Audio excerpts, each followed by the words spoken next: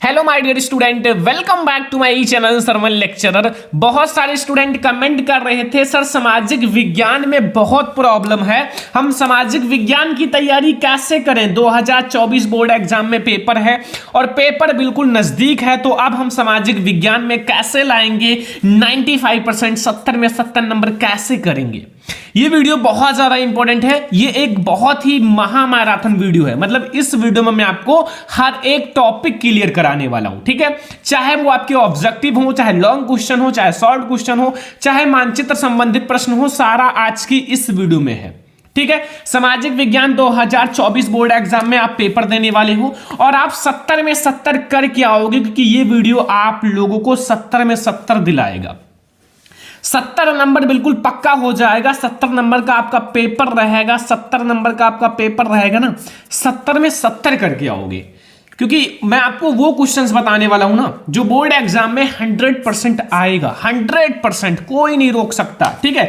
110% भी कह सकते हो कि बोर्ड एग्जाम में आएगा, क्योंकि इसमें हम लोग बहुत सारे क्वेश्चंस देखने वाले हैं। एक महामैराथन वीडियो है जिसमें मैं आप लोगों को सारे क्वेश्चंस एक साथ ही कराऊंगा, ठीक है।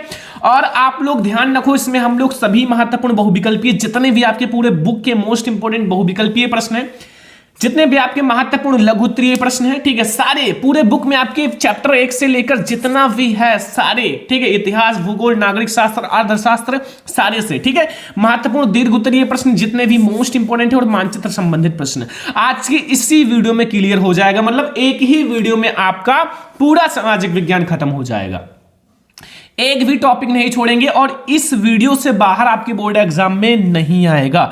आप लोग 70 में 65 लेकर आओगे, 70 में 70 करके आओगे, ठीक है। तो आज का ये वीडियो सबसे ज्यादा इंपॉर्टेंट है और ये वीडियो आप लोगों को ज्यादा से ज्यादा लाइक करना है, ठीक है। इस वीडियो का मैं लाइक का टारगेट रखता हूं ओनली 5000 लाइक। तो सारे स्टूडेंट लाइक करो, 5000 लाइक तक जल्दी से पहुंचा दो। जितने स्टूडेंट देख रहे हैं फटाक से लाइक कर दो। आप लोग एक छोटा सा प्रॉमिस करो, अगर आप लोग प्रॉमिस करोगे तो मैं आप लोगों को बताऊं कि इस वीडियो को आप अपने फ्रेंड्स के साथ शेयर कर देना, ठीक है। आपके जो फ्रेंड्स हैं उनके पास शेयर कर देना, ताकि वो भी सामाजिक विज्ञान में इस वीडियो को देखकर बहुत अच्छा मार्क्स ला सकें, ठीक है। तो वीडियो को लाइक शेयर एंड सब्सक्राइब कर देना। सबसे पहले हम लोग शुरुआत करेंगे क्लास 10, जो आपका सामाजिक विज्ञान के महत्वपूर्ण बहुविकल्पीय प्रश्न, जो आपके मोस्ट इंपोर्टेंट ऑब्जेक्टिव क्वेश्चन है, जो बोर्ड एग्जाम में जरूर आएगा। तो चलिए शुरू करते हैं इंपोर्टेंट ऑब्जेक्टिव क्वेश्चन को, ठीक है। क्वेश्चन नंबर फर्स्ट से हम लोग शुरुआत करेंगे। पहला प्रश्न है, फ्रांसीसी क्रांति का प्रारंभ किस वर्ष हुआ। जो हमारी फ्रांसीसी क्रांति है, फ्रांसीसी क्रांति का प्रारंभ जो है वो किस वर्ष हुआ था। मतलब आपको ये बताना है कि फ्रांस की क्रांति कब हुई, ठीक है। ऑप्शंस आपके पास हैं का, यानी कि 1788 में, 1789 में, 1790 में, 1915 में। तो आप लोगों को पता होगा कि फ्रांसीसी क्रांति कब हुई थी। जो फ्रांसीसी क्रांति है वो 1789 ईस्वी में हुई थी। कब हुई थी? 1789 ईस्वी में हमारी फ्रांसीसी क्रांति हुई थी। और वेरी इंपॉर्टेंट क्वेश्चंस भी है, मतलब अगर आपने तैयार कर लिया तो समझो 1 नंबर आपका फिक्स है ऑब्जेक्टिव में, ठीक है। सेकंड नंबर क्वेश्चन है, फ्रांस में गणतंत्र की स्थापना किस वर्ष हुई। जो फ्रांस है, फ्रांस में जो गणतंत्र है, गणतंत्र की स्थापना किस वर्ष हुई। 1815 में, 1830 में, 1848 में, 1871 में। तो जो फ्रांस है, फ्रांस में जो गणतंत्र की स्थापना है वो 1848 में हुई थी। यानी कि हमारा ऑप्शन नंबर गा वाला सही है, क्वेश्चन नंबर सेकंड का। अगला क्वेश्चन है, क्वेश्चन नंबर थर्ड है कि राष्ट्रवाद का प्रारंभ जिस देश से हुआ है। जो भैया राष्ट्रवाद है, राष्ट्रवाद का प्रारंभ हमारा किस देश से हुआ। Germany, Italy, France, England. तो राष्ट्रवाद का देखो, सबसे पहले हमारा यूरोप में राष्ट्रवाद चैप्टर है, भारत में राष्ट्रवाद। तो आपको यह पता होना चाहिए कि राष्ट्रवाद होता गया, राष्ट्रवाद की प्रारंभ कहां से हुई। ये सारे तो छोटे छोटे पॉइंट हैं, ठीक है। तो राष्ट्रवाद का जो प्रारंभ है वो फ्रांस से हुआ था। कहां से हुआ था? फ्रांस से हुआ था। याद रखना कि राष्ट्रवाद जो हमारा है उसका जो प्रारंभ है, मतलब स्टार्टिंग, वो फ्रांस से हुई थी, ठीक है। वैसे तो और जगह होते रहते थे। जर्मनी के एकीकरण में मुख्य भूमिका किसका था। मतलब जो जर्मनी का एकीकरण हुआ था, जर्मनी का एकीकरण में मेन भूमिका, यानी कि मेन जो है वो कौन थे। जैसे एक चीज होता है ना कि हर एक जगह का मेन लोग होते हैं ना, स्कूल में लाइकेज प्रबंधक हैं, प्रिंसिपल हैं, ऐसे ही जर्मनी का एकीकरण जो हुआ था, इसमें जो महत्वपूर्ण भूमिका था, जो मुख्य भूमिका था, वो किसका था। ऑटो वन बिस्मार्क, विलियम प्रथम, हिटलर या मैथ्री। तो भैया जो जर्मनी का एकीकरण हुआ था उसमें जो महत्वपूर्ण भूमिका था वो ऑटोमान बिस्मार्क का था। किसका था? Ottoman Bismarck. ठीक है, क्वेश्चन नंबर 4 तक समझ में आ गया? कोई भी पूछे आप फटाक से बताओगे ना, क्योंकि बोर्ड एग्जाम में यही सारे आएंगे भी, और मैं आप लोगों को सारा एक साथ इसीलिए करा रहा हूं। ठीक है, क्वेश्चन नंबर 5 है, जो ऑटोमान बिस्मार्क का संबंध किस देश से था? जो हमारा ऑटोमान बिस्मार्क है ना, इसका संबंध किस देश से था? इटली से, जर्मनी से, फ्रांस से, ब्रिटेन से?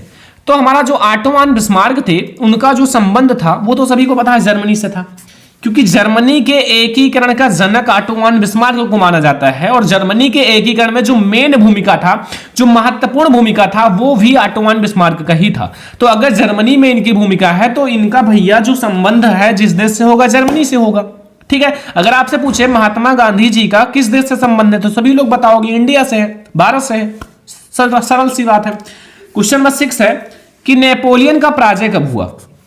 जो नेपोलियन थे, नेपोलियन ने बहुत सारे सुधार किए थे, बहुत अच्छे अच्छे सुधार किए थे, बट आपको यह बताना है कि नेपोलियन का पराजय कब हुआ? 1814 में, 1815 में, 1816 में, 1817 में? तो जो नेपोलियन है, नेपोलियन का पराजय जो हुआ था स्टूडेंट, वो 1815 में हुआ था। कब हुआ था? 1815 में जो है वो नेपोलियन का पराजय हुआ था। पराजय, ठीक है, ध्यान रखना। अगला क्वेश्चन 7वां, 1789 की फ्रांसीसी क्रांति का किस प्रकार का राज था? जब 1789 की फ्रांसीसी क्रांति हुई थी तो जो फ्रांस था वो किस प्रकार का राज्य था? ठीक है, तो हमारा असीमित राजतंत्र था, या प्रजातंत्र था, या सीमित राजतंत्र था, या गणतंत्र था? तो जो 1789 में फ्रांस की मतलब क्रांति हुई थी, उस समय जो ये राज्य था वो कैसा था? वो हमारा एक सीमित राजतंत्र था। कैसा था? सीमित था, मतलब उसकी एक सीमा थी, और वो एक सीमित राजतंत्र था। ठीक है, 1789 में जो फ्रांसीसी क्रांति हुई थी उस समय जो है वो एक सीमित राजतंत्र था। जो हमारा क्वेश्चन नंबर 8 है उसमें पूछ रहा है कि सविनय अवज्ञा आंदोलन कब चलाया गया? मतलब जो सविनय अवज्ञा आंदोलन है वो कब चलाया गया था? अब देखो, जब आपने चैप्टर पढ़ा होगा तो ये सारी बहुत आसान है, मतलब जैसे कह सकते हैं बस छोटा सा चीज है, बट अगर आपने चैप्टर नहीं पढ़ा है तो कहीं ना कहीं आपको हार्ड भी लग सकता है। ठीक है, तो सविनय अवज्ञा आंदोलन 1920 में, 1927 में, 1930 में, 1935 में? तो सविनय अवज्ञा आंदोलन 1930 में चलाया गया था। कब? 1930 में हमारा सविनय अवज्ञा आंदोलन चलाया गया था। याद रखना, क्वेश्चन नंबर 8 का हमारा ग वाला ऑप्शन सही है। क्वेश्चन नंबर 9, करो या मरो का नारा किसका था? करो या मरो का नारा किसका था? सुभाष चंद्र बोस, भगत सिंह, चंद्रशेखर आजाद, महात्मा गांधी? देखो, करो या मरो का नारा सभी को पता है किसका था, क्योंकि हमारे देश से रिलेटेड है और हमारे देश के बापू हैं महात्मा गांधी जी। ठीक है, तो सभी को पता होगा। ऑलमोस्ट नहीं पता है तो अच्छी बात है, फिर पता चल गया। ठीक है, ऐसा नहीं कि हर एक चीज सभी को नहीं पता होता, बट अगर आपको नहीं पता था तो अब तो पता चल गया ना। ठीक है, अब तो नहीं कहना। चौड़ी चौड़ा कांड किस वर्ष घटित हुआ? चौड़ी चौड़ा कांड भैया किस वर्ष घटित हुआ था, ये आपको बताना है। 1920 में, 1921 में, 1922 में, 1925 में? चौड़ी चौड़ा कांड बहुत इंपॉर्टेंट क्वेश्चन, क्योंकि आपसे ये मानचित्र में पूछ लेता है चौड़ी चौड़ा कांड कहां हुआ था, तो आप क्या बताओगे? तो गोरखपुर में हुआ था, उत्तर प्रदेश में। ठीक है, और ये कब घटित हुआ था? 1922 में। कब? 1922 में। 11 नंबर क्वेश्चन है, भारतीय राष्ट्रीय कांग्रेस की स्थापना कब हुई? भारतीय राष्ट्रीय कांग्रेस की स्थापना ऑप्शन नंबर का है 1885 में, 1904 में, 1857 में, 1855 में? तो भारतीय राष्ट्रीय कांग्रेस की स्थापना जो है माय डियर स्टूडेंट वो 1885 में हुआ था। कब हुआ था? 1885 में हमारा भारतीय राष्ट्रीय कांग्रेस की स्थापना हुई थी। क्वेश्चन नंबर 12 है कि स्वराज्य मेरा जन्म सिद्ध अधिकार है और मैं इसे लेकर रहूंगा। ये किसका कथन था? मतलब ये किसने कहा था कि भैया जो स्वराज्य है, हमारा जो स्वयं का राज्य है, वो हमारा जन्म सिद्ध अधिकार है और मैं इसे लेकर ही रहूंगा। ये किसका कथन था? गोपाल कृष्ण गोखले का, बाल गंगाधर तिलक, जवाहरलाल नेहरू या महात्मा गांधी का? तो ये किसने कहा था? वो कहा था बाल गंगाधर तिलक ने कि भैया जो स्वराज्य है वो हमारा जन्म सिद्ध अधिकार है और मैं इसे लेकर रहूंगा। ये हमारा कहा था बाल गंगाधर तिलक ने। जलियांवाला बाग हत्याकांड गोलियों किसने चलाई? जो जलियांवाला बाग हत्याकांड हुआ था, इतना खतरनाक जलियांवाला बाग हत्याकांड हुआ था, सभी को पता है। तो उसमें जो गोलियां हैं, मतलब जो बंदूक चलाया गया था, गोलियां, वो किसने चलवाई थी? माउंट वेस्टन ने या फिर लॉर्ड डलहौजी ने, लॉर्ड इरविन में या जनरल डायर ने? सभी को पता है क्वेश्चन। अगर आपने थोड़ा सा जलियांवाला बाग हत्याकांड पढ़ा होगा तो ये जो निर्दयी व्यक्ति हैं, बिल्कुल बेकार, वही है जनरल डायर। ठीक है, जिसे कहते हैं बदतमीज। ठीक है, इन्होंने चलवाया था। अगला 14 नंबर क्वेश्चन, महामंडी का प्रारंभ किस वर्ष हुआ? महामंडी का प्रारंभ किस वर्ष हुआ था माय डियर स्टूडेंट? बहुत ज्यादा इंपॉर्टेंट है। 1919 में, 1924 में, 1929 में, 1934 में। तो महामंडी का प्रारंभ किस वर्ष हुआ था? 1929 में। याद रखना 1929 में जो है वो महामंडी का प्रारंभ हुआ था।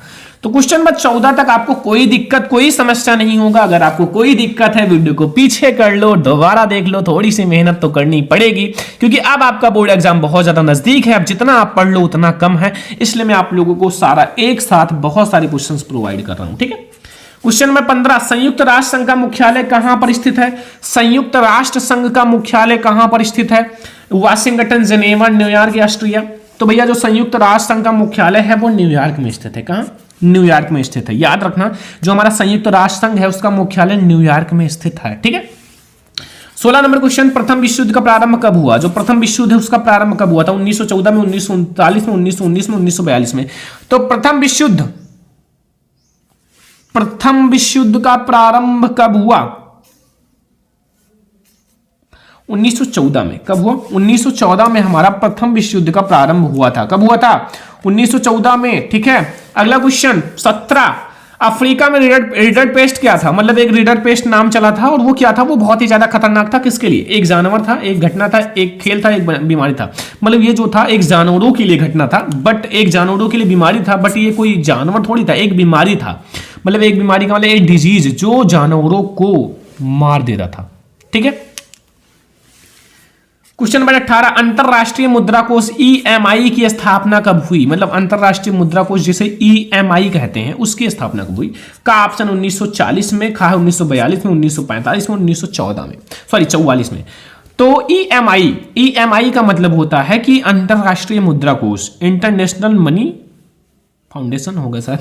तो देखो ये जो होगा वो 1944 में हुआ था। कब? 1944 में, यानी कि हमारा घ वाला ऑप्शन सही है। अगला क्वेश्चन, औद्योगिक क्रांति किस देश से प्रारंभ हुई थी? औद्योगिक क्रांति किस देश से प्रारंभ हुई थी? अमेरिका, रूस, इंग्लैंड या चीन?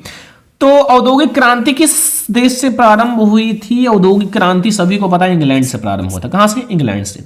इंग्लैंड से जो है हमारा औद्योगिक क्रांति का प्रारंभ हुआ था और बहुत ज्यादा इंपॉर्टेंट क्वेश्चन है और आप लोगों को ये तैयार कर लेना है।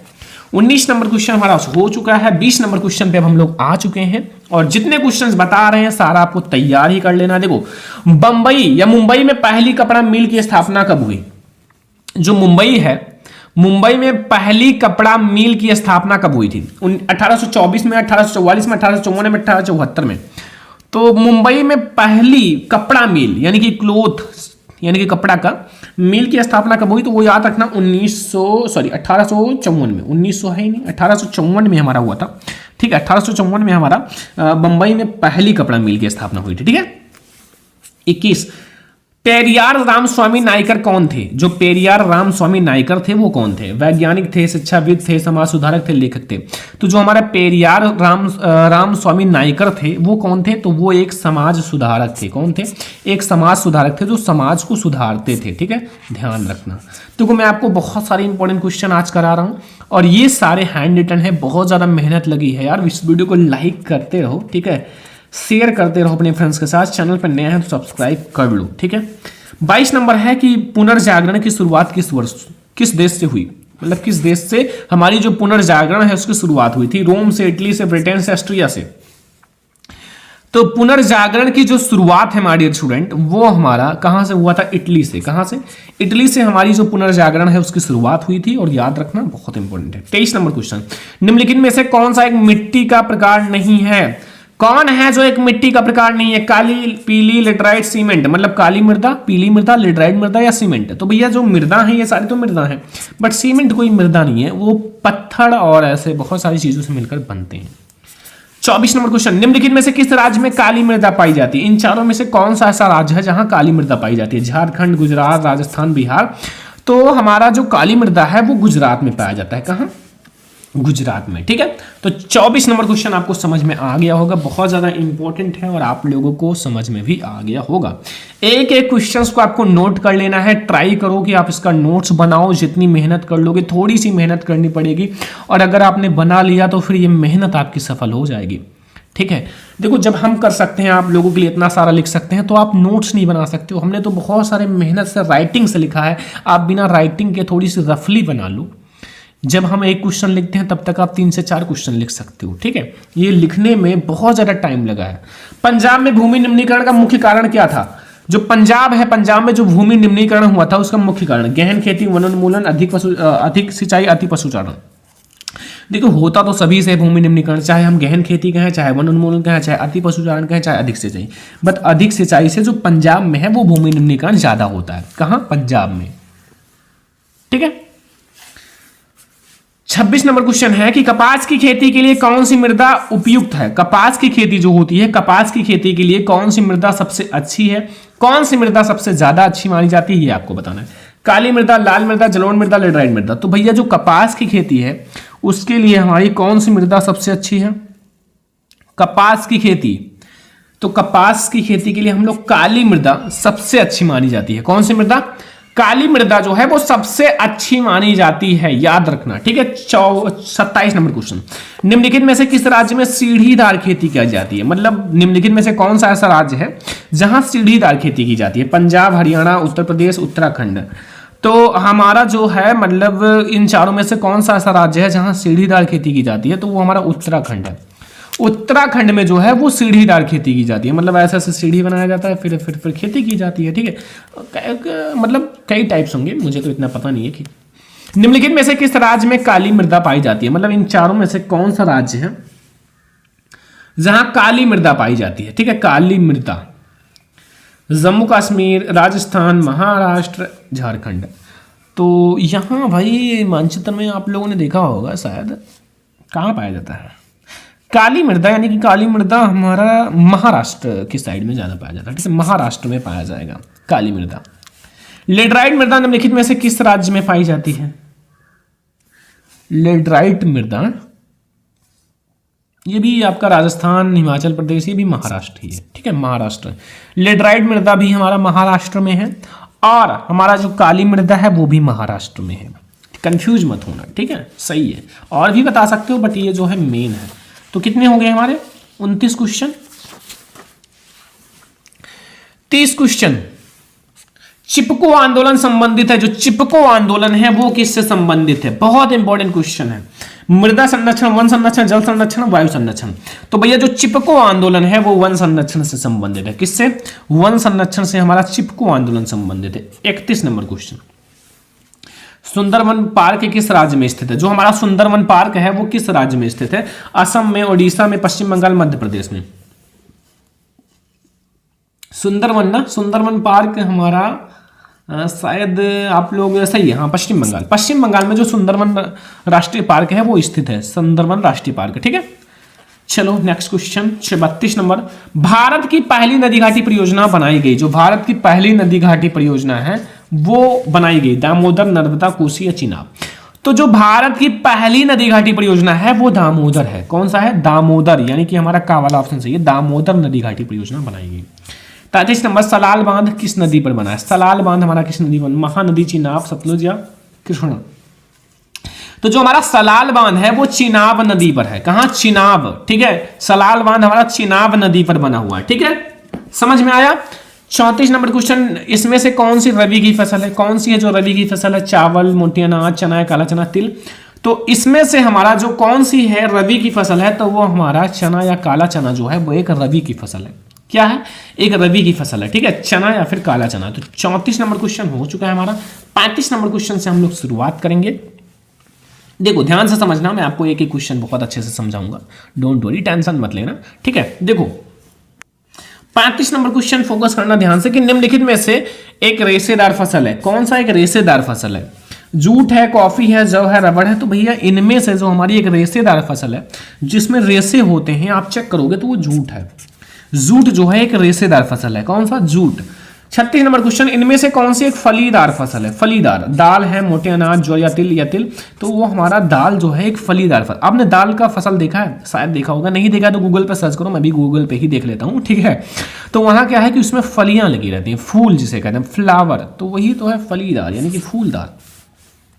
37 नंबर, कर्तन दहन कृषि झूम कृषि, जिसे हम लोग झूम, देखो कर्तन दहन कृषि या फिर झूम कृषि निम्नलिखित में से किस राज्य में पाई जाती है?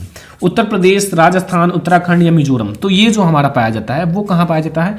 कर्तन दहन कृषि या झूम, तो ये हमारा पाया जाता है मिजोरम में। नाम जैसे इसका थोड़ा सा अलग है, वैसे मिजोरम का नाम अलग है। उत्तर प्रदेश, उत्तराखंड, राजस्थान तो सुना होगा, लेकिन मिजोरम थोड़ा सा अलग है, ठीक है, तो ध्यान रखना थोड़ा सा। 38 नंबर, निम्नलिखित में से कौन सी रोपण की फसल है? रोपण, गेहूं, चना, गन्ना, मूंगफली। जो हमें नगदी फसल कहते हैं तो वो हमारा गन्ना है, गन्ना, ठीक है। अगला 39 नंबर क्वेश्चन, झारखंड में स्थित कोडरमा निम्नलिखित में से किस खनिज का अग्रणी उत्पादक है? झारखंड में स्थित जो कोडरमा है वो किस खनिज का अग्रणी उत्पादक है? बॉक्साइट, अर्वरक, लौह अयस्क या तांबा। तो झारखंड में स्थित जो कोडरमा है वो अर्वरक का अग्रणी उत्पादक है। किसका? अर्वरक का हमारा अग्रणी उत्पादक है। 39 नंबर क्वेश्चन तक आपको समझ में आ गया होगा बहुत ही अच्छे से। और अब हम लोग देखते हैं 40 नंबर क्वेश्चन की, निम्नलिखित में से कौन सा ऊर्जा का परंपरागत स्रोत है? इन चारों में से कौन सा हमारा ऊर्जा का परंपरागत स्रोत है? सौर ऊर्जा, कोयला, पवन ऊर्जा, ज्वारीय ऊर्जा, कौन सा है? परंपरागत, परंपरागत का मतलब होता है कोयला, ठीक है। कोयला जो है वो एक परंपरागत ऊर्जा है जो बहुत पुराने समय से हम लोग यूज करते हैं, ठीक है। अगला 41 नंबर, एंथेसाइट, एंथेसाइट का संबंध किस खनिज से है? एंथेसाइट का संबंध हमारा कोयला से ही है, कोयला से ही है, ठीक है। मतलब जो एंथेसाइट है होता है उसका संबंध हमारा कोयला से ही है, ठीक है। तांबा, सोना, बॉक्साइट, कोयला, तो आप याद रखना कोयला, ठीक है। 42 नंबर क्वेश्चन, निम्न में से कौन सा खनिज आधारभूत है? कौन सा खनिज है जो इन चारों में से आधारभूत है? मैग्नीज, अर्वरक, लौह अयस्क या तांबा। तो हमारा कौन सा इन चारों में से है जो एक आधारभूत खनिज है? तो वो हमारा लौह अयस्क है। लौह अयस्क जो है वो एक आधारभूत खनिज है, लौह अयस्क। 43 नंबर क्वेश्चन है, निम्नलिखित में से कौन सा संसाधन गैर परंपरागत है? कौन सा संसाधन है जो गैर परंपरागत है? कोयला, प्राकृतिक गैस, पवन ऊर्जा या खनिज तेल। तो हमारा इन चारों में से कौन सा है जो गैर परंपरागत है? एक तो हमें अभी अब ऊपर देखा था परंपरागत, अब हम लोग गैर परंपरागत देख रहे हैं, ठीक है। तो गैर परंपरागत जो है वो कौन सा है? पवन ऊर्जा, क्योंकि पवन ऊर्जा जो है वो हमारा एक गैर परंपरागत ऊर्जा का स्रोत है, ठीक है। 44 नंबर क्वेश्चन, निम्नलिखित में से कौन सा उद्योग बॉक्साइट को कच्चे माल के रूप में प्रयुक्त करता है? एल्यूमिनियम, प्रागलन, कागज या सीमेंट या स्टील। तो भैया हमें बॉक्साइट को बताया था एल्यूमिनियम प्रगलन, सही है। एल्यूमिनियम प्रगलन जो है 44 नंबर क्वेश्चन का वाला ऑप्शन सही है, ठीक है।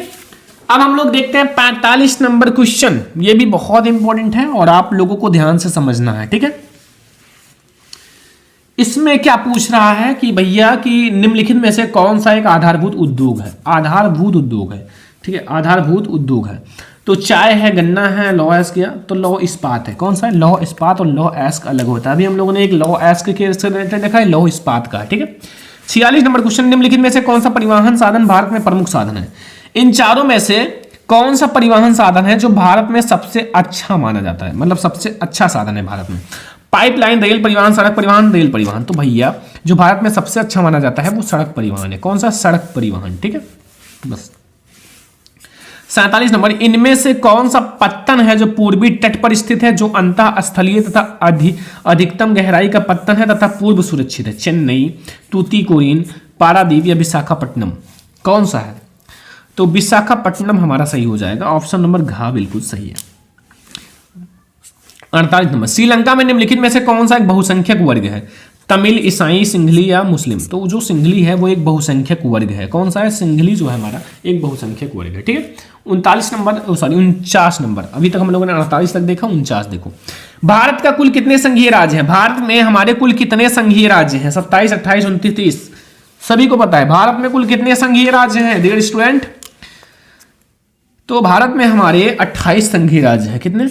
28 संघीय राज्य हैं, जो बिल्कुल अच्छे अच्छे राज्य हैं, फ्रेश। इनमें से कौन सा बहुजन समाज पार्टी का संस्थापक है? इन चारों में से कौन सा जो बहुजन समाज पार्टी का संस्थापक है? कांसीराम साहू महाराज, बी.आर. अम्बेडकर, ज्योतिबा फूले। तो कौन है जो बहुजन समाजवादी पार्टी के संस्थापक हैं? तो कौन है भाई साहब? कांसीराम जो है वो बहुजन समाजवादी पार्टी के संस्थापक है, ठीक है। 51, भारत में मताधिकार की आयु है। मताधिकार की आयु क्या है? 21 वर्ष, 20 वर्ष, 25 वर्ष, 18 वर्ष। तो भारत में मत यानी कि मत देने का अधिकार, मताधिकार की आयु वो कितनी है? तो भारत में मताधिकार की आयु 18 साल है, सभी को पता है। 18 साल के अगर आप हो गए तो आप मत देने का अधिकार है आपको, आप वोट दे सकते हो, स्वेच्छानुसार आप किसी को भी दे सकते हो, आपको कोई प्रेरित नहीं किया जाएगा, ठीक है। किसी देश के विकास को निर्धारित करने का आधार है स्वास्थ्य व स्तर, शिक्षा का स्तर, प्रति व्यक्ति आय, व्यक्तियों का साक्षरता स्तर, उपयुक्त में से सभी। उपयुक्त सभी हमें भाई व्यक्तियों का साक्षरता स्तर भी जरूरी है, प्रति व्यक्ति आय भी जरूरी है, साथ में हमें स्वास्थ्य एवं शिक्षा स्तर भी जरूरी है। 52 नंबर क्वेश्चन के बाद 53 नंबर क्वेश्चन है, निम्नलिखित में से कौन सा विकसित देश है? कौन सा है जो एक विकसित देश है? ब्राजील है, भारत है, या फ्रांस, या बांग्लादेश? तो इन चारों में से हमारा कौन सा है जो एक विकसित देश है? तो वो हमारा फ्रांस है। फ्रांस जो है एक विकसित देश है। बहुत ज्यादा अच्छा क्वेश्चन है। 54 नंबर क्वेश्चन, सार्वजनिक और निजी क्षेत्र के आधार पर विभाजित है रोजगार की शर्तें, आर्थिक गतिविधि के स्वभाव, उद्यमों के स्वामित्व, उद्यमों में नियोजित श्रमिकों की संख्या। तो उद्यमों के स्वामित्व जो है हमारा वो बिल्कुल सही है, ठीक है। 55 नंबर क्वेश्चन, एक वस्तु का अधिकांशतः प्राकृतिक प्रक्रिया के द्वारा सम्मिलित होता है, प्राथमिक क्षेत्र, द्वितीय क्षेत्र, तृतीय क्षेत्र, सूचना प्रौद्योगिकी। तो जो प्राकृतिक की बात की जाए तो वो प्रा से प्राथमिक, प्रा से प्राकृतिक, ठीक है, प्राथमिक क्षेत्र में आता है। निम्नलिखित में से किस वर्ष बांग्लादेश ग्रामीण बैंक की स्थापना हुई थी? तो 1970 में। 1970 में हमारा बांग्लादेश ग्रामीण बैंक की स्थापना हुई थी। तो हमारे कितने हो गए? 56। अभी हमें देखना है और भी क्वेश्चन। 57 नंबर क्वेश्चन, विदेशी व्यापार किनके मध्य होता है? सभी को पता है विदेशी व्यापार किनके मध्य होता है? दो देशों के बीच, दो नगरों के बीच, दो प्रदेशों के बीच, दो गांवों के बीच। तो भैया ये दो देशों के बीच होता है, मतलब दो देश होंगे उनके बीच होगा तभी तो विदेश बन पाएगा, विदेशी व्यापार। 58 नंबर क्वेश्चन, विश्व व्यापार संगठन की स्थापना कब हुई? 1 जनवरी 1993, 1 जनवरी 1995, 1 जनवरी 1990, 1 जनवरी 1985। कब हुई? तो 1 जनवरी 1995 में हमारी स्थापना हुई थी विश्व व्यापार संगठन की। विश्व व्यापार संगठन की स्थापना 1 जनवरी 1995 में हुई थी। 59 नंबर, उपभोक्ता सुरक्षा अधिनियम कब बना था? उपभोक्ता संरक्षण अधिनियम कब बना था? 1982, 1984, 1985, 1986। 1986 में हमारा उपभोक्ता संरक्षण अधिनियम बना था। 60 नंबर और लास्ट नंबर क्वेश्चन। 60 बहुत है, ठीक है, बहुत है। आपको 20 में 20 नंबर मिल जाएगा ऑब्जेक्टिव में। सूचना का अधिकार अधिनियम कब पारित हुआ? अक्टूबर 2005 में, मार्च 2005 में, जनवरी 2006 में, अप्रैल 2007 में। तो भैया जो है अक्टूबर 2005 में हमारा जारी हुआ था, ठीक है। तो इसमें हम लोगों ने देखा 60 ऑब्जेक्टिव क्वेश्चन, और 60 ऑब्जेक्टिव आप लोग तैयार करो, फिर हम लोग ये सारा हम लोग आगे की भी चीजों को देखेंगे, ठीक है। क्योंकि सामाजिक विज्ञान का अगर ये लघुत्तरीय, दीर्घोत्तरीय और मानचित्र संबंधित प्रश्न तैयार कर लिया ना, तो आपको सामाजिक विज्ञान में 95% लाने से कोई नहीं रोक सकता। और ये जो क्वेश्चन है 10 साल से लगातार बोर्ड एग्जाम में आ रहे हैं, 10 साल से लगातार, ठीक है। क्योंकि ये सबसे ज्यादा स्पेशल वीडियो है और इस वीडियो को मुझे बनाने में बहुत ही ज्यादा समय लगा है। बहुत सारे बुक मैंने रिसर्च किए हैं, बहुत सारे गाइड, बहुत सारे क्वेश्चंस बैंक, फिर हमें सारे में से मिला है ये टॉप क्वेश्चंस, ठीक है। ये सारे लघुत्तरीय प्रश्न आज की इस वीडियो में आपका कंप्लीट हो जाएगा, दीर्घोत्तरीय और मानचित्र संबंधित प्रश्न। इतनी मेहनत के लिए एक लाइक तो बनता है और चैनल को सब्सक्राइब जरूर कर दो, क्योंकि मैं आप लोगों के लिए ही इतना मेहनत करता हूं, ठीक है। तो वीडियो को लाइक और चैनल को सब्सक्राइब कर लीजिए ताकि आप लोगों को ऐसे ही हर एक सब्जेक्ट की वीडियो मिले। तो क्वेश्चन नंबर फर्स्ट से हम लोग शुरुआत करेंगे। रिक्वेस्ट करो कि आप इस वीडियो को लास्ट तक देखोगे, क्योंकि आपके सारे लघुत्तरीय, दीर्घोत्तरीय और मानचित्र संबंधित प्रश्न तैयार हो जाएंगे, ठीक है। मैं आपका ज्यादा टाइम नहीं लूंगा, ठीक है, बहुत ही कम टाइम में मैं आपको पूरा समझा दूंगा, ठीक है। मैं आपको आंसर वगैरह सब कुछ समझा दूंगा। पहला समझो प्रश्न, यूरोप में राष्ट्रवाद के विकास में संस्कृति का योगदान क्या था? भाई जो यूरोप में राष्ट्रवाद हुआ था, यूरोप में राष्ट्रवाद का उदय आपने चैप्टर पढ़ा है, तो यूरोप में जो राष्ट्रवाद हुआ था, राष्ट्रवाद के विकास में भाई संस्कृति का क्या योगदान है? जो संस्कृति शब्द आया है उसका क्या योगदान है? कल्चर का क्या योगदान है, ठीक है। कल्चर, संस्कृति का क्या योगदान है? वेरी इंपॉर्टेंट क्वेश्चन है और आपको तैयार कर लेना है, ठीक है। मैं आप लोगों को अब सेकंड नंबर क्वेश्चन पर ले चलता हूं। बहुत सारे क्वेश्चन हैं, पहले मैं आप लोगों को क्वेश्चन क्लियर करा देता हूं। देखो ये लघुत्तरीय, दीर्घोत्तरीय सब है, अभी लास्ट में मैं आपको मानचित्र संबंधित प्रश्न भी सारा करा दूंगा।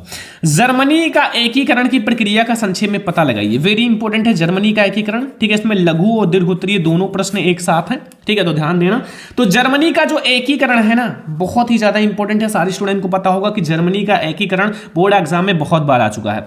तो जर्मनी के एकीकरण की प्रक्रिया का आपको संक्षेप में वर्णन करना है, संक्षेप में बताना है अच्छे से, ठीक है। तो ये हमारा दूसरा नंबर मोस्ट इंपॉर्टेंट क्वेश्चन है।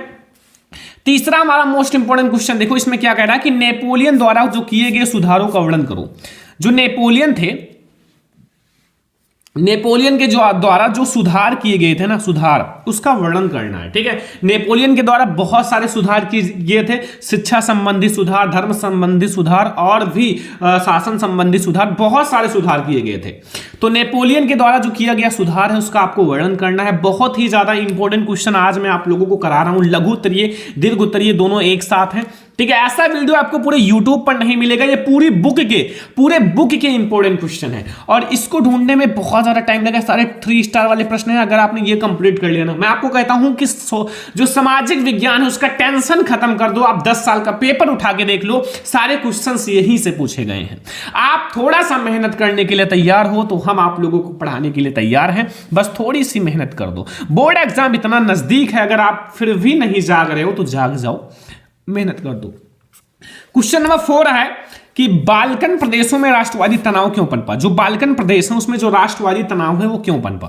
भाई बाल्कन प्रदेश में राष्ट्रवादी तनाव पनपा था, तो क्यों पनपा था ये आपको बताना है अच्छे से। ठीक है, क्वेश्चन नंबर 5 पर आ जाओ यहां कि भारत में जो रॉलेट एक्ट है, भारत में रॉलेट एक्ट क्या था। भारत में जो रॉलेट एक्ट कानून लगाया गया था वो क्या था। रॉलेट एक्ट की डिफिनीशन देना है, परिभाषा देना है। ठीक है, रॉलेट एक्ट क्या था। आई होप आपको पता होगा कि भाई ये बहुत ही खतरनाक कानून था और जो भारतीय थे उस पर बिना मुकदमा चलाए बिना 2 साल के लिए जेल में बंद कर दिया जाता था।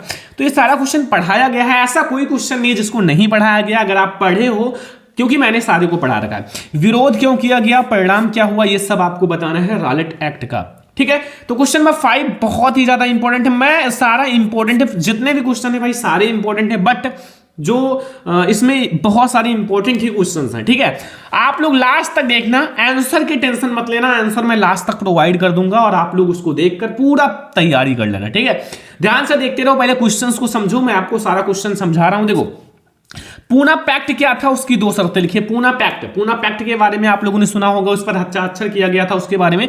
तो ये आपको पूना पैक्ट के बारे में बताना था क्या है और उसका आपको 2 शर्त भी लिखना है। क्वेश्चन नंबर 7 है सत्याग्रह के विचार का क्या अर्थ है। जो सत्याग्रह का विचार है, सत्याग्रह के विचार का क्या अर्थ है। ठीक है, इसके बारे में आपको बताना है क्वेश्चन नंबर 7 में कि सत्याग्रह जो था, सत्याग्रह के विचार का क्या अर्थ है। वेरी इंपॉर्टेंट है, क्वेश्चन नंबर 7 तक आपको समझ में आ गया होगा। तो अब हम लोग बढ़ते हैं क्वेश्चन नंबर 8 की ओर। क्वेश्चन नंबर 8 ध्यान से देखना। ठीक है, क्वेश्चन नंबर 8 देखो, इसमें क्या पूछ रहा है कि 1789 की फ्रांसीसी क्रांति का फ्रांस व यूरोप पर क्या प्रभाव पड़ा। जैसे भाई जो 1789 की, ठीक है, क्या हुआ था, एक फ्रांसीसी क्रांति हुई थी। अब फ्रांसीसी क्रांति हुई थी तो 2 चीजों पर प्रभाव पड़ा, एक तो हमारा फ्रांस पर, क्योंकि फ्रांस में हुआ भी था, और एक यूरोप पर। तो इसके दोनों के बारे में आपको डिस्क्राइब करना है। ठीक है, तो ये हमारा था क्वेश्चन नंबर 8 कि भैया जो 1789 ईस्वी की फ्रांसीसी क्रांति है उसका फ्रांस व यूरोप पर क्या प्रभाव पड़ा।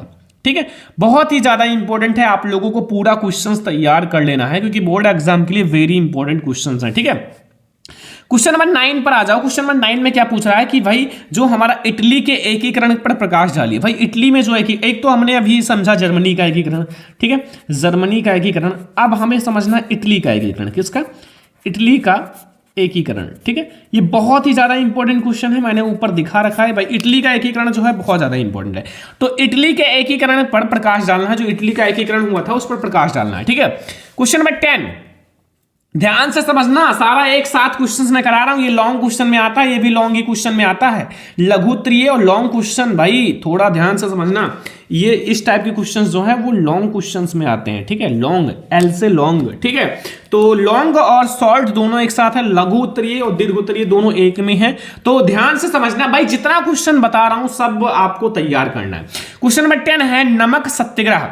जो नमक सत्याग्रह क्यों प्रारंभ किया गया था, जो नमक सत्याग्रह आंदोलन है वो क्यों प्रारंभ किया गया था, उसका संक्षिप्त विवरण दीजिए। ठीक है, नमक सत्याग्रह आंदोलन, देखो गांधी जी ने बहुत सारे आंदोलन किए थे। अब यहां क्वेश्चन नंबर 10 में यह पूछ रहा है कि नमक सत्याग्रह क्यों प्रारंभ किया गया था और उसका आपको संक्षेप में वर्णन करना है, अच्छे से बताना है। ठीक है, बहुत ही ज्यादा इंपॉर्टेंट क्वेश्चन है और आप लोगों को अच्छे से तैयार कर लेना है इस क्वेश्चन को। ठीक है, क्वेश्चन नंबर 11 देखिए यहां कि गांधी ने असहयोग आंदोलन क्यों प्रारंभ किया। ठीक है, गांधी ने असहयोग आंदोलन या गांधी जी ने असहयोग आंदोलन क्यों प्रारंभ किया, उसके द्वारा या उनके द्वारा यह आंदोलन वापस लेने के प्रमुख कारण क्या थे। जो गांधी जी ने असहयोग आंदोलन वापस लिया था उसका प्रमुख कारण क्या था, क्यों वापस लिया, आखिर आंदोलन किया, शुरुआत किया तो फिर वापस क्यों लिए, इसका आपको रीजन भी बताना है, कारण भी बताना है। वेरी इंपॉर्टेंट क्वेश्चन है भाई, 11 नंबर क्वेश्चन भी बोर्ड एग्जाम के लिए वेरी इंपॉर्टेंट है। गांधी जी के द्वारा जो चलाया गया असहयोग आंदोलन है वो क्यों प्रारंभ किया गया, ठीक है, और उसके द्वारा यह आंदोलन वापस क्यों लिया गया।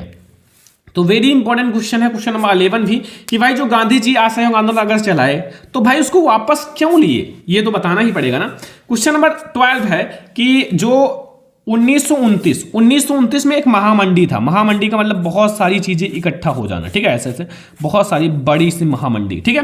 तो इसमें क्या हुआ था कि महामंडी के भारत व यूरोप पर क्या प्रभाव पड़ा। 1929 में एक महामंडी लगा था, ठीक है, महामंडी का मतलब बहुत सारी चीजें इकट्ठा हो गई और एक बहुत बड़ा मंडी लग गया जिसमें चीजों की कोई कीमत ही नहीं थी, सस्ते सड़ गड़ रहे थे, उसको खरीदार कोई नहीं था, ठीक है। तो इसका हमारे भारत और यूरोप पर क्या प्रभाव पड़ा। अगला क्वेश्चन 13 नंबर क्वेश्चन है कि महामंडी के कारणों का व्याख्या कीजिए। महामंडी है, महामंडी के जो कारण है उसकी व्याख्या करनी है क्वेश्चन नंबर 13 में, ठीक है। महामंडी के क्या कारण है उसकी व्याख्या करनी है, सारे इंपॉर्टेंट पूरे बुक, मतलब पूरे बुक का इंपॉर्टेंट आज मैं आप लोगों को करा रहा हूं। बस इस वीडियो को लाइक करना, जरूर शेयर करना, ठीक है, चैनल पर नया तो सब्सक्राइब भी कर लेना। 14 नंबर क्वेश्चन है खाद्य उपलब्धता तकनीक पर क्या प्रभाव दर्शाने के लिए इतिहास के 2 उदाहरण दीजिए, ठीक है। आंसर की टेंशन मत लेना, आंसर मैं आपको प्रोवाइड कर दूंगा, टेंशन मत लो। पहले आप ये देखो हमें कौन कौन से क्वेश्चन तैयार करने हैं। अब ये क्वेश्चन आप नोट बना लो, नोट बनाने के बाद आप देखो कि हमें कितना क्वेश्चन याद है। अब जितना क्वेश्चन याद है उसको कट करो, अब जो क्वेश्चन बचा वो आप कमेंट बॉक्स में बता दो, सर हमें 10 क्वेश्चन नहीं आता, 15 क्वेश्चन नहीं आता, 20 क्वेश्चन नहीं आता, जितना भी आपको नहीं आता कमेंट बॉक्स में बता दो, सब कुछ देखा जाएगा। 14 नंबर क्वेश्चन तक हो गया, इसमें हमारे लघु दीर्घ सारे कंप्लीट हो रहे हैं, ठीक है।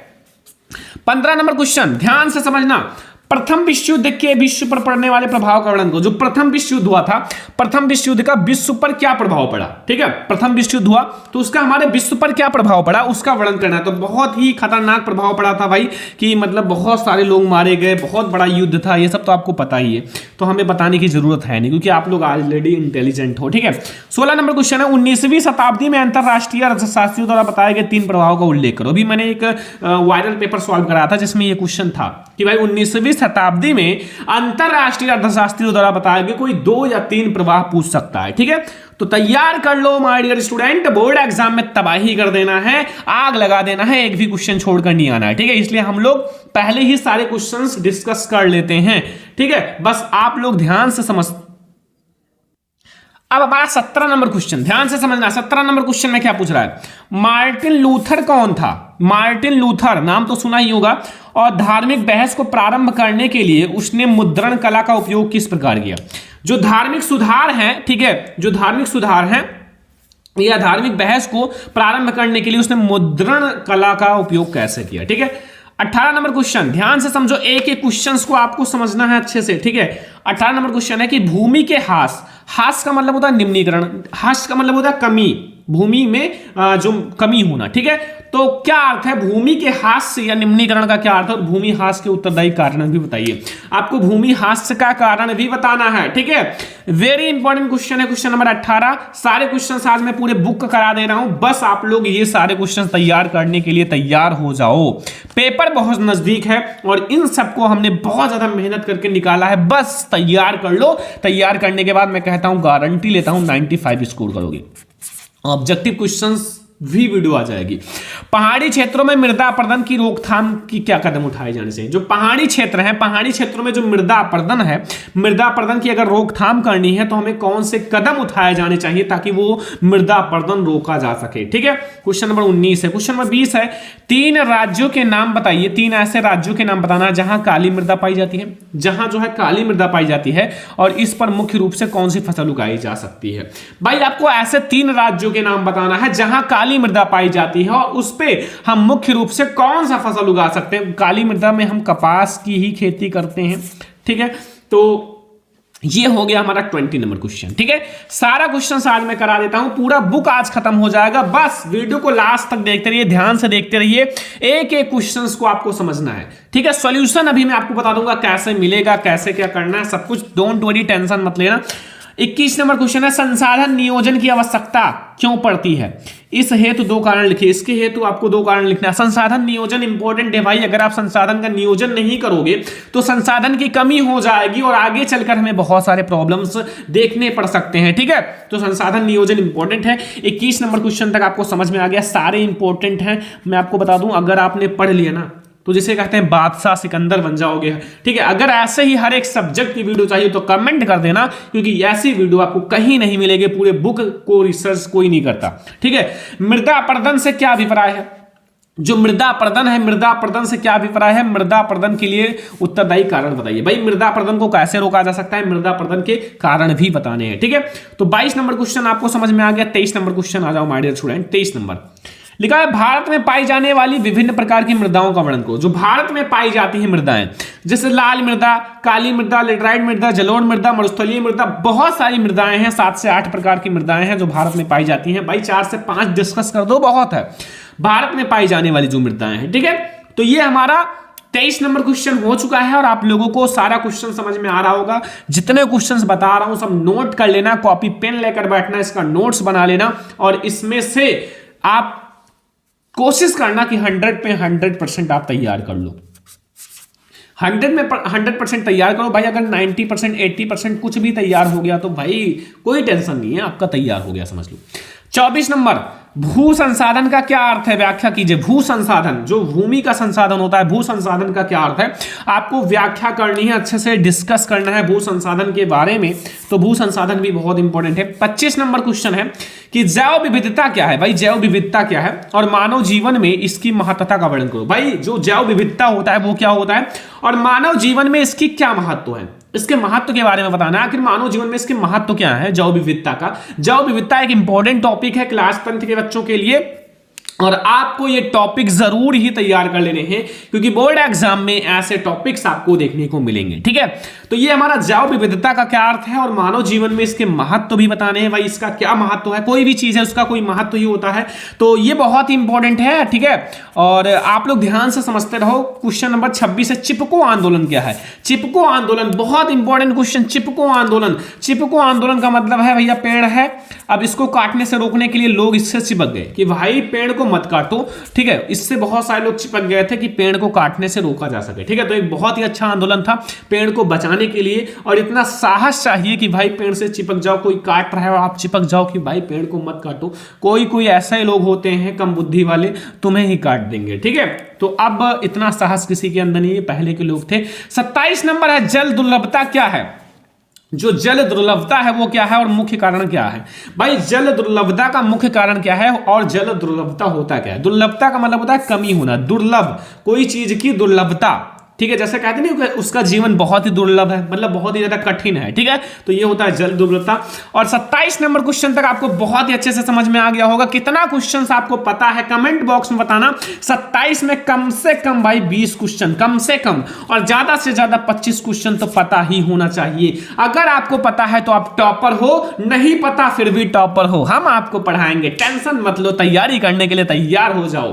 ठीक है, बस 27 नंबर क्वेश्चन हो चुका है। 28 नंबर क्वेश्चन पे आ जाओ भाई। बहुउद्देशीय नदी घाटी परियोजना से होने वाले लाभ तथा हानि लिखिए। बहुउद्देशीय नदी घाटी परियोजना से होने वाले लाभ भी बताने हैं आपको और हानि भी बताने हैं। तो लाभ और हानि बहुत इंपॉर्टेंट है और बहुत ज्यादा आसान है भाई। नदी का जो लाभ होता है और हानि होता है, जो आपके चारों ओर नदियां हैं उससे जो लाभ हानि है वही बहुउद्देशीय नदी घाटी परियोजना से भी लाभ हानि है। हम नदी में नहा सकते हैं, भैंस को नहला सकते हैं, ठीक है, गाड़ी मोटर नहला सकते हैं, उससे खेती कर सकते हैं, खेतों की सिंचाई कर सकते हैं, अपने कामों को कर सकते हैं, सब लाभ है। हानि भाई बाढ़ आ सकता है, ठीक है, बिजली उत्पन्न हो सकता है, बहुत सारे लाभ हानि है भाई। माइंड लगाओ एक बार तब समझ में आएगा। 29 नंबर, भारतीय अर्थव्यवस्था में कृषि का क्या महत्व है? भारतीय अर्थव्यवस्था में जो कृषि है, कृषि का क्या महत्व है? भाई कृषि का बहुत बड़ा महत्व है, बहुत सारे पॉइंट हैं, बुक में देख लो। 30 नंबर क्वेश्चन, भारतीय कृषि की कोई 3 विशेषताएं लिखिए।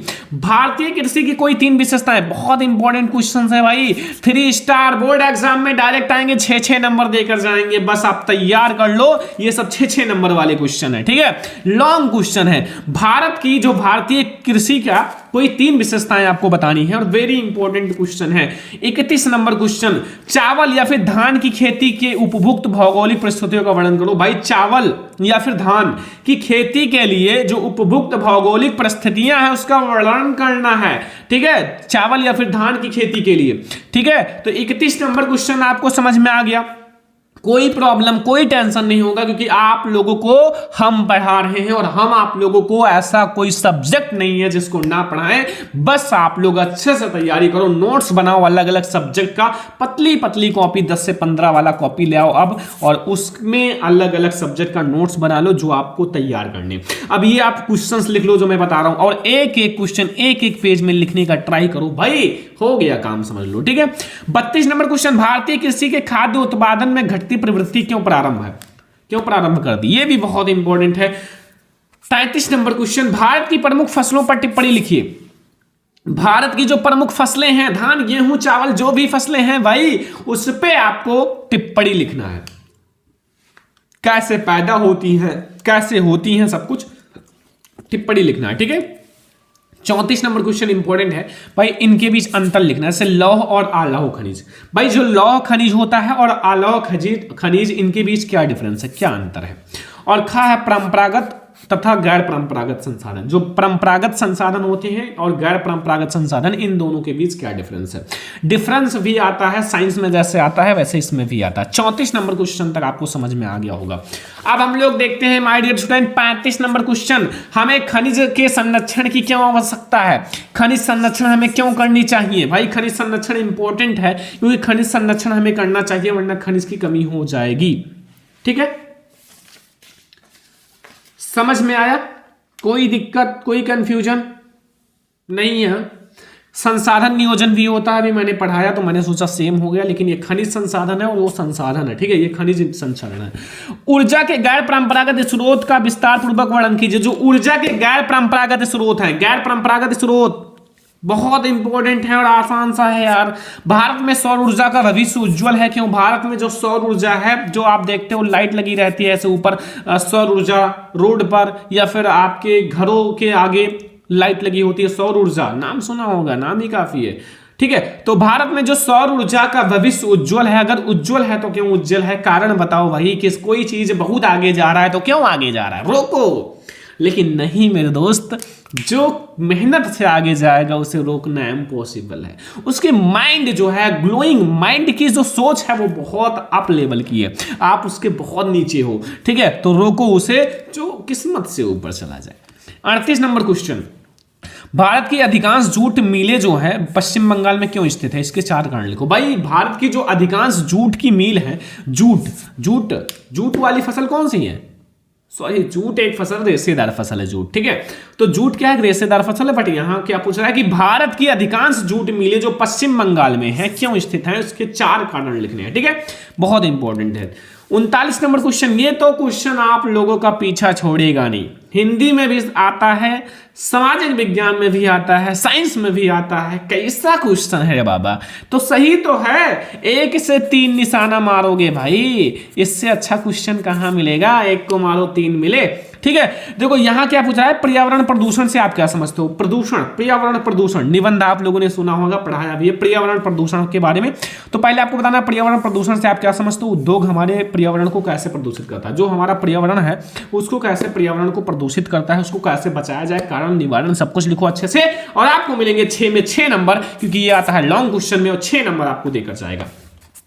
ये लघु उत्तर, ये बहुत इंपॉर्टेंट क्वेश्चन है माय डियर स्टूडेंट, क्योंकि मैंने देखा यार रिकॉर्ड तोड़ चुका है बोर्ड एग्जाम में आने का, रिकॉर्ड तोड़ चुका है।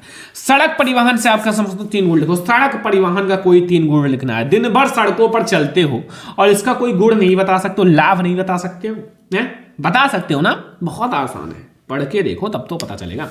41 नंबर, सत्ता की साझेदारी क्यों जरूरी है, तर्क दीजिए। जो सत्ता है, सत्ता की साझेदारी क्यों जरूरी है, कोई तर्क दीजिए भाई, आप बताओ कि ये क्यों जरूरी है, क्यों इंपॉर्टेंट है। 41 नंबर क्वेश्चन तक आप लोगों को पता चल गया। अब हम लोग देखते हैं 42 नंबर क्वेश्चन, और 42 नंबर क्वेश्चन में क्या पूछा है, ध्यान से देखो, समझो और ध्यान से एक एक क्वेश्चन को समझो। भारतीय संविधान में केंद्र और राज्यों के बीच शक्तियों का बंटवारा किस प्रकार से हुआ।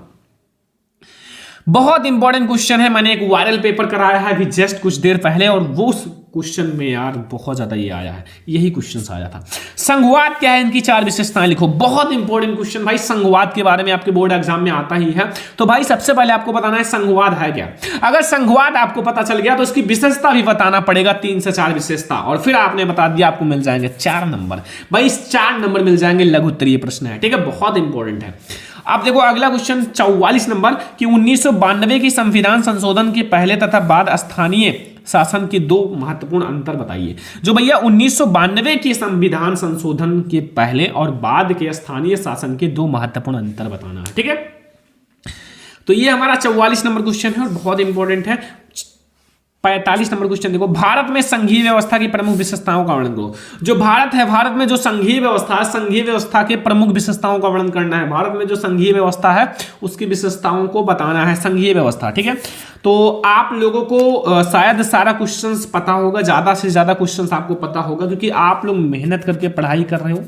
मेहनत इतनी करो ना कि लोग सोचने पे मजबूर हो जाएं, कहां से मिलता है इतना मोटिवेशन, कैसे कर लेते हैं इतना मेहनत। कोई कोई पूछते नहीं है भाई आप इतना मेहनत कैसे कर लेते हो। बस आपके कुछ ऐसे सपने हैं जो पूरा करने हैं, और वो सपना है कि 10th में हमें क्या करना है, टॉपर बनना है। टॉपर नहीं बनना है तो 90% लाना है, 90 नहीं तो 85%, 80% तो लाना ही है, लाना है, ठीक है। और सामाजिक विज्ञान में ये वीडियो देखने के बाद 90% तो भैया पक्का है, ठीक है। बस ध्यान से समझो क्वेश्चंस को। 46 नंबर क्वेश्चन, भारत में जाति प्रथा का राजनीति एवं समाज में क्या प्रभाव पड़ा। भाई जो भारत में जाति प्रथा है उसका राजनीति एवं समाज पर क्या प्रभाव पड़ा, इसके बारे में बताना है, ठीक है। अगला क्वेश्चन 47 नंबर 47, सांप्रदायिकता लोकतंत्र के लिए घातक है, 2 कारण लिखिए। जो सांप्रदायिकता है वो लोकतंत्र के लिए घातक कैसे है, उसका 2 कारण बताना है। सांप्रदायिकता लोकतंत्र के लिए घातक है, बट क्यों घातक है, इसका 2 कारण आपको बताना है 47 नंबर क्वेश्चन में, ठीक है। तो 47 नंबर क्वेश्चन तक आपको समझ में आ गया। 48 नंबर क्वेश्चन में आ जाओ, भारत में किस तरह जातिगत असमानताएं आज भी हैं। भारत में जो किस तरह जातिगत जो असमानताएं हैं वो आज भी व्याप्त हैं, ठीक है। इसके बारे में बताना है कि भारत में भाई जातिगत समस्याएं हैं, ठीक है। क्योंकि भाई आजकल क्या है, भले ही देखो सब एक जैसे हैं, सब भाई भाई हैं, भाई बहन हैं, बट क्या है ना कि जातिगत असमानताएं लोग अब भी फैलाए हैं, जो कि ये सब एक बहुत बेकार बात है। भाई जातिगत असमानताएं क्या है, सब एक जैसे हो, आराम से खाओ पियो एंजॉय करो, क्या है जिंदगी में, और फिर एक दिन चला जाना है। बट नहीं, कुछ ऐसा करके जाना है कि लोग आपको याद करें, और याद इतना करें कि कहें एक ऐसा इंसान था जिसकी तरह कोई नहीं है, ठीक है। तो मेहनत कर दो, अभी आपके पास समय। 49 नंबर, लोकतंत्र में राजनीतिक दलों की विभिन्न भूमिकाओं का वर्णन करो। जो लोकतंत्र है, लोकतंत्र में जो राजनीतिक दल है उसकी विभिन्न जो भूमिकाएं हैं उसका वर्णन करना है, ठीक है। क्वेश्चन नंबर 50 पे आ जाओ, लघु और दीर्घ दोनों हैं, ठीक है। राजनीतिक दल अपना कामकाज बेहतर ढंग से करे, इसके लिए कोई मजबूत आपको सुझाव देना है, मजबूत सुझाव, ठीक है। बहुत इंपॉर्टेंट है, बहुत इंपॉर्टेंट। 51 नंबर क्वेश्चन, भारतीय लोकतंत्र की 3 विशेषताओं का वर्णन करो। भारतीय लोकतंत्र की कोई 3 विशेषताओं का वर्णन करना है माय डियर स्टूडेंट, क्योंकि ये बहुत इंपॉर्टेंट है। भारतीय लोकतंत्र की आपको 3 विशेषताओं के बारे में बताना है 51 नंबर में। 52 नंबर, लोकतंत्र किस प्रकार उत्तरदायी, जिम्मेवार और वैध सरकार का गठन करता है। पढ़ाया है ना, पढ़ाया कि नहीं, देखे वो वीडियो कि जो लोकतंत्र है, लोकतंत्र किस प्रकार उत्तरदायी, जिम्मेवार और वैध सरकार का गठन करता है। बहुत इंपॉर्टेंट है, पढ़ा रखा है, नहीं पढ़े वो आपकी गलती है। 53 नंबर क्वेश्चन, धार्यता का विषय की विकास क्यों महत्वपूर्ण है। धार्यता के विषय विकास के लिए क्यों महत्वपूर्ण है। जो धार्यता है, धार्यता का विषय जो है वो विकास के लिए क्यों महत्वपूर्ण है, बहुत इंपॉर्टेंट है। 53 नंबर क्वेश्चन। 54 नंबर, विकास मापने का यूएनडीपी का मापदंड जो है किन पहलुओं में विश्व बैंक से अलग है। जो विकास मापने का जो प्रोग्रेस है, विकास मापने का जो यूएनडीपी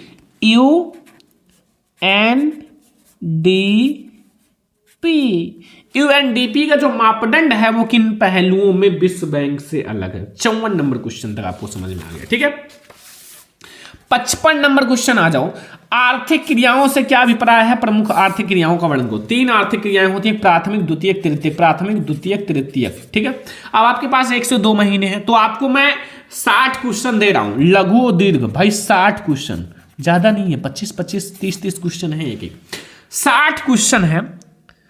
और अगर आपने 60 में से 40 भी तैयार कर लिया, मैं आपको बता रहा हूं 40 ही तैयार कर लिया, 60 में 60 तो टॉपर तैयार करते हैं, आप लोग कर लोगे बहुत अच्छी बात है, ठीक है, आप कर सकते हो, बहुत आसान है। लेकिन अगर आपने 40 ही तैयार कर लिया तो भी टॉपर हो, टॉपर हो, कोई नहीं रोक सकता, 40 ही बहुत है। क्योंकि आपको मैं बता दूं कि अगर आपको एक क्वेश्चन आता है तो दूसरा क्वेश्चन ऑटोमेटिक बना के लिख दोगे भाई। ये लोकतंत्र का अगर आपको आता है तो इस लोकतंत्र को सेम लिख सकते हो, थोड़ा थोड़ा अलग करके, इस लोकतंत्र का थोड़ा थोड़ा सेम लिख सकते हो, कोई दिक्कत नहीं, नंबर भर भर के मिलेगा। 56 नंबर क्वेश्चन, प्रचंड बेरोजगारी से क्या समझते हैं, शहरी एवं ग्रामीण क्षेत्र की व्याख्या कीजिए। ठीक है, प्रचंड जो गुप्त बेरोजगारी होता है, काम करने के लिए भैया लगे हैं 8 लोग और काम है केवल 5 लोगों का, ठीक है, बताया गया। 57 नंबर क्वेश्चन है, संगठित और असंगठित क्षेत्र की रोजगार परिस्थितियों की तुलना कीजिए। जो संगठित क्षेत्रक होते हैं और असंगठित क्षेत्रक, उसको बताना है भाई, और उनकी जो रोजगार परिस्थितियां हैं उसकी तुलना भी करनी है। तो 57 नंबर क्वेश्चन समझ में आ गया। 58 नंबर, विकास में ऋण की भूमिका का विश्लेषण कीजिए। भाई विकास में ऋण की भूमिका इंपॉर्टेंट है। जो बड़े बड़े लोग हैं, बड़े बड़े जो अमीर लोग हैं, वो बहुत सारे ऋण लिए रहते हैं, कर्ज, और विकास के लिए कर्ज इंपॉर्टेंट है। कैसे, आप समझो कि अगर आपने कर्ज लिया 10 लाख का, ठीक है, चलो आपने 10 लाख का कर्ज लिया और 10 लाख आपने एक बिजनेस में लगा दिया, ठीक है, बिजनेस में।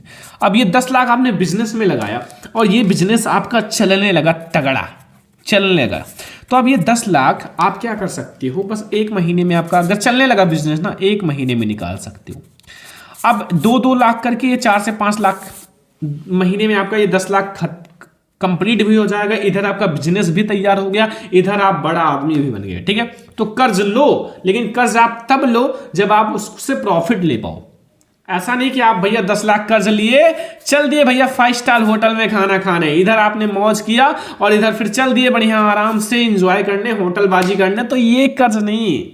ऐसे कर्ज लेने से घर बिक जाएगा आपका, ठीक है। कर्ज लो, मैं कहता हूं कोई दिक्कत नहीं, बट उससे इतना बड़ा बिजनेस बनाओ ना कि वो कर्ज भी सोचे साला किसने ले लिया है, बस मेहनत तो करो।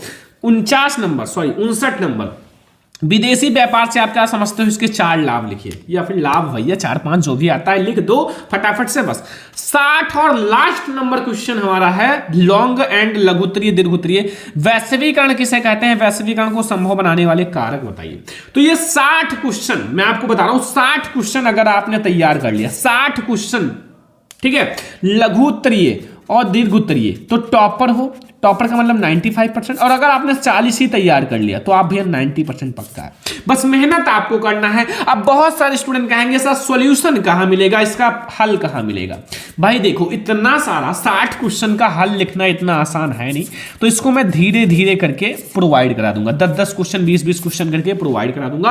और आप लोगों को कितना क्वेश्चन पता है कमेंट बॉक्स में बताना। अब हम लोग देखते हैं मानचित्र संबंधित प्रश्न, ठीक है, एक क्वेश्चन पहला, 20 क्वेश्चन, ये भी यानी कि 80 क्वेश्चन हो जाएंगे भैया मानचित्र संबंधित प्रश्न लेकर। तो ये तो आसान है। वह स्थान जहां जलियांवाला बाग हत्याकांड हुआ था सभी को पता है, अमृतसर में हुआ था, जो पंजाब में। मानचित्र का कार्य नेक्स्ट वीडियो में देखेंगे, जो हमारा मानचित्र भरना होता है उसको मैं नेक्स्ट वीडियो में बताऊंगा, ठीक है। पहले मैं आपको क्वेश्चन करा देता हूं, ठीक है। जलियांवाला बाग हत्याकांड अमृतसर में हुआ। दूसरा, वह स्थान जहां असहयोग आंदोलन वापस लिया गया तो वो चौरी चौरा यूपी में। यूपी में भाई एक मानचित्र लो और यूपी के पास आसपास कहीं भर दो, ठीक है। तीसरा, राज्य दर्शाना आना चाहिए मानचित्र में, राज्य, फिर आपको सब कुछ आसान लगेगा। वह स्थान जहां सूती मिल मजदूरों के साथ सत्याग्रह की शुरुआत हुई तो अहमदाबाद गुजरात है। कौन सा है, अहमदाबाद गुजरात। गुजरात के पास अहमदाबाद, कहीं भी ऐसे टिक लगाओ और लिख दो अहमदाबाद, ठीक है। 5वां नंबर क्वेश्चन, वह स्थान जहां महात्मा गांधी जी ने नमक कानून तोड़ा, सबने अवज्ञा शुरू किया, डांडी या फिर गुजरात, ठीक है, गुजरात में, ठीक है। अगला, वह स्थान जो कर मुक्ति अभियान संबंधित है तो बारडोली गुजरात, ये भी गुजरात में ही है। अगला क्वेश्चन 7 नंबर, वह स्थान जहां किसान सत्याग्रह आंदोलन आयोजित किया गया तो ये भी खेड़ा गुजरात। मतलब गुजरात में हमारे 3-4 क्वेश्चन लगातार गुजरात। तो गुजरात का जो मेन पॉइंट है ना मानचित्र में वो देख लेना, क्योंकि भाई ये गुजरात वाला काफी इंपॉर्टेंट है, ट्रेंडिंग समझो कि मानचित्र का ट्रेंडिंग टॉपिक है ये। फिर गुजरात है, वह स्थान जहां बागानी मजदूरों ने आंदोलन किया, चंपारण गुजरात, ठीक है, चंपारण गुजरात। चंपारण चेक कर लेना कहां है, ठीक है। गुजरात है कि बिहार है, थोड़ा सा देख लेना, ठीक है, शायद चेक कर लेना, ठीक है, कमेंट करना। वह स्थान जहां भारत की राजधानी, तो नई दिल्ली है भारत की राजधानी। 10वां दिसंबर 1920 में भारतीय राष्ट्रीय कांग्रेस का अधिवेशन हुआ नागपुर में, ठीक है, समझ में आया। तो ये हो गया मानचित्र के 10 क्वेश्चन। 11 नंबर क्वेश्चन से शुरुआत करते हैं। 11 नंबर देखो, 11 नंबर में क्या पूछ रहा है कि पश्चिम बंगाल एक उद्यान चिन्ह द्वारा नाम से, तो वो है सुंदरवन और ये चिन्ह है, ठीक है। नर्मदा नदी आपको चिन्ह द्वारा नाम से, तो पर बना बांध, तो सरदार सरोवर बांध है गुजरात में। महानदी इस चिन्ह द्वारा नाम से, तो महानदी ऐसे चिन्ह द्वारा बता देना। झारखंड एक कोयला क्षेत्र, डेल्टा चिन्ह द्वारा नाम से झरिया, झरिया जो है झारखंड का कोयला क्षेत्र है। भारत के पूर्वी स्थित एक पत्तन चिन्ह द्वारा नाम से विशाखापट्टनम। कोई परमाणु ऊर्जा केंद्र, डेल्टा चिन्ह द्वारा नाम से तारापुर महाराष्ट्र। भारत में गेहूं उत्पादक राज्य चिन्ह द्वारा नाम से, तो उत्तर प्रदेश, ठीक है। अगला क्वेश्चन 8वां, ये भी 10 क्वेश्चन है, 10 10 20 हो जाएगा। वह स्थान जहां, नहीं ये नहीं है यार, 17 हो गया, 18 यहाँ 17 हो गया, 18 टिहरी बांध परियोजना, इसी चिन्ह द्वारा टिहरी बांध कहीं होगा, मानचित्र में देख लेना। कोयला उत्पादन का कोई केंद्र चिन्ह द्वारा नाम से, तो झारखंड है, ठीक है। तो राज्य दर्शाना आप समझ लो भाई, राज्य दर्शाना मैंने ऑलरेडी बता दिया, SW, ठीक है। तो ये है हमारा सामाजिक विज्ञान के ना पूरा भंडार, क्वेश्चंस का पूरा भंडार है, इससे ज्यादा आ ही नहीं सकता।